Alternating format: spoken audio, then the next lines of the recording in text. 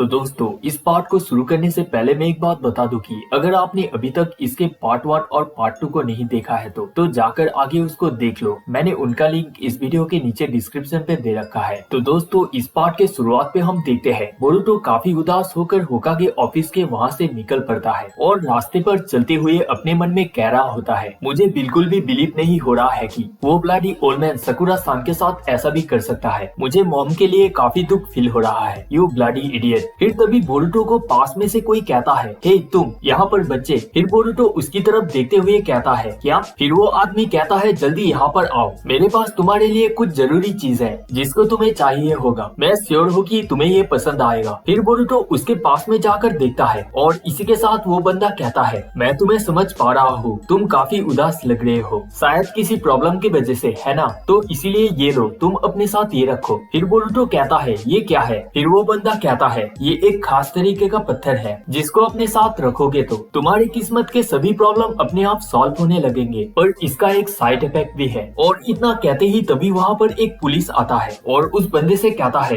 हे तुम फिर से यहाँ पर बिना परमिशन के ऐसे सामान बेच रहे हो। और वो बंदा फिर पुलिस को देखकर ओनो कहकर वहाँ से भागने लगता है और भागते हुए बोरुतो से कहता है, सॉरी बच्चे, अब मुझे जाना होगा। फिर बोरुतो देखता है कि वो पत्थर उस आदमी ने वहीं पर गिरा दिया होता है और फिर बोरुतो उसको उठाकर ध्यान से देखते हुए सोचता है, मुझे शायद इसे उसको वापस कर देना चाहिए, पर वो कह रहा था कि ये चीज वो मुझे बिल्कुल फ्री में दे रहा है, तो मुझे लगता है कि इसको शायद मुझे अपने साथ ही रख लेना चाहिए। फिर इसके कुछ समय बाद बोरुतो घर वापस आता है और कहता है, मॉम मैं घर आ गया, मैं अपने रूम में जा रहा हूँ, अगर आपको किसी भी चीज की जरूरत होगी तो मुझे कॉल कर देना। फिर बोरुतो उस पत्थर को अपने पॉकेट से निकाल कर देखते हुए सोचता है, शायद मुझे इस पत्थर को मॉम को देना चाहिए, उन्हें इसकी अभी ज्यादा जरूरत है। फिर वो जैसे ही हिनाटा के रूम की ओर जाता है वैसे ही हिनाटा के रूम से अजीब आवाजें आ रही होती है और बोरुतो ये सुनकर अपने मन में कहता है, ये आवाज कैसी? और दरवाजा भी खुला है। और फिर बोरुतो जैसे ही दरवाजे से अंदर की तरफ देखता है वैसे ही वो पूरी तरह से शॉक हो जाता है, क्योंकि इधर हिनाटा अपनी बिल्ली को सहला रहा होता है और बोरुतो ऐसे सीन को देखकर एकदम ही हैरान हो जाता है और इसी के साथ उसका जुत्सु फिर से रिलीज होने लगता है। और बोरुतो ये देखकर घबराते हुए अपने इस जुत्सु को